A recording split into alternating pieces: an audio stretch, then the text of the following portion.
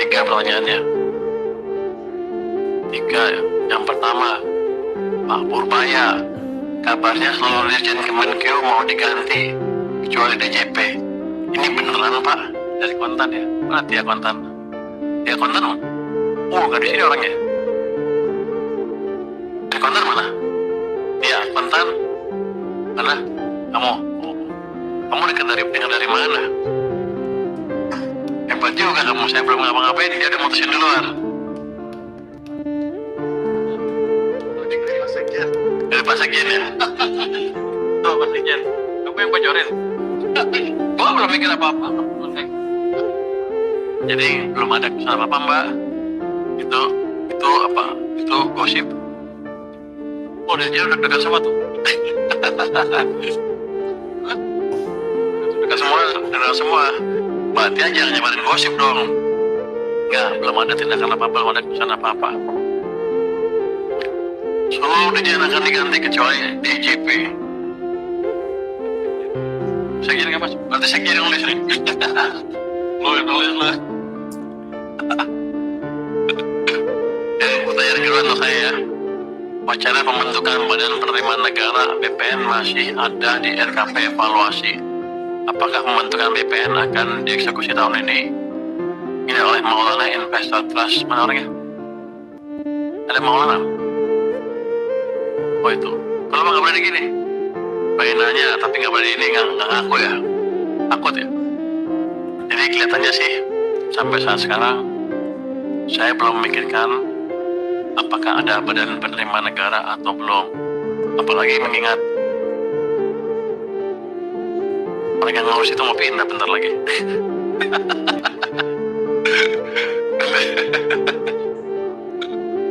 nanti ada typo. Jadi belum ya Mbak, tapi itu tergantung nanti perintah presiden seperti apa, tergantung hasil diskusi saya dengan presiden seperti apa.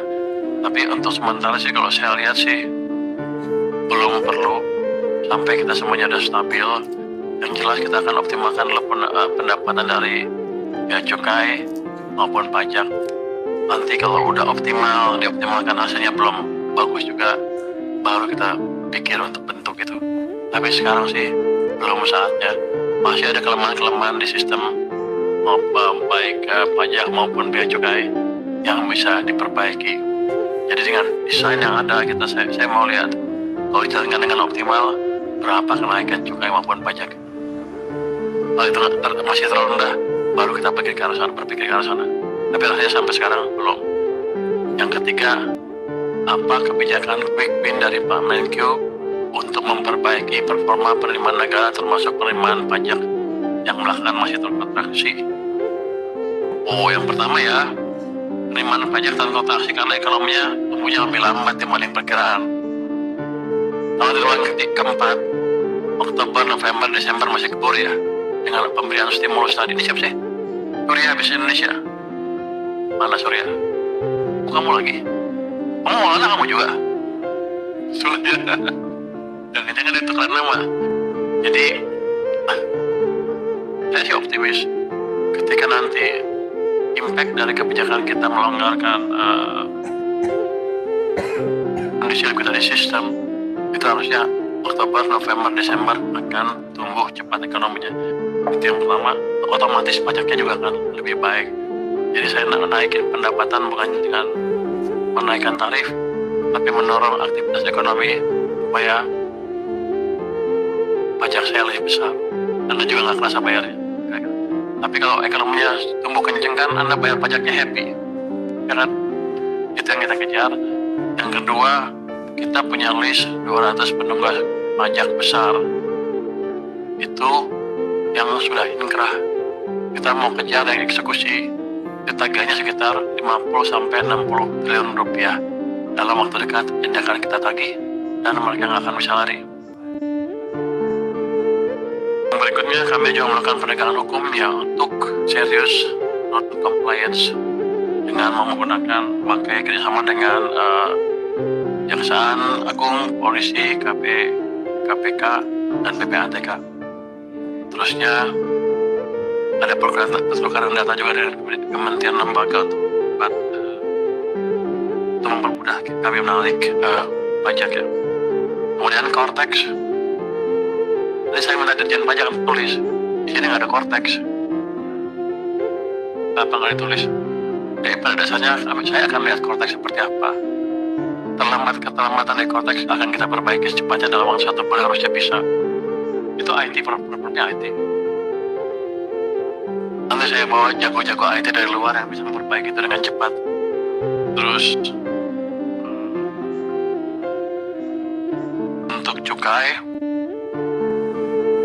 kan kemarin saya ngomong tentang cukai rokok itu ya. Kami sudah panggil tuh marketplace seperti apa, Bukalapak, Tokopedia, apalagi Blibli semua untuk menghimbau untuk menjalankan untuk tidak mengizinkan penjualan barang-barang ilegal dalam rokok ya. Nanti yang lain juga. Tadinya mintanya by 1 Oktober ya, tapi saya bilang secepatnya aja. Terus nanti mulai ada, kan udah kedeteksi siapa-siapa yang jual, kita akan mulai tangkepin. Jadi yang masih mau jual harus berhenti, jangan jual lagi. Itu saya harapkan bisa mengurangi konsumsi rokok ilegal. Kami juga akan cek ke ini ya, supplier, bukan di situ aja, di warung-warung katanya ada juga per toples murah gitu ya. Kita akan cek. Yang jelas teman-teman tolong sebarkan bahwa siapapun yang jual ilegal, rokok ilegal di tempat mana, saya akan datangin secara random. Yang lain lagi adalah itu kan kalau kita impor ada jalur hijau ya. Jalur hijau biasanya nggak diperiksa tuh. Nggak tahu rokok ilegalnya masuk lewat situ apa enggak. Tapi saya akan random cek. Walaupun jalur saya akan random cek, nggak ngeganggu jalur cepetan, tapi tercek, terdeteksi kalau ada kecurangan. Mungkin ya dalam waktu dekat kita akan dapat banyak orang di situ tuh. Nanti yang terlibat kita akan sikat, termasuk kalau ada yang terlibat dari Bea Cukai maupun orang Departemen Keuangan. Tapi saya harapkan dengan itu nanti 3 bulan ke depan sudah hilang. Nah, siklus impor kan 3 bulan kira-kira ya. Jadi kita harapkan semuanya mengikuti aturan yang ada dengan benar. Jangan coba-coba mengakai lagi aturan impor yang ada di sini. Itu mungkin short term quick win yang akan kita desain dalam waktu 1 bulan ke depan. Terima kasih.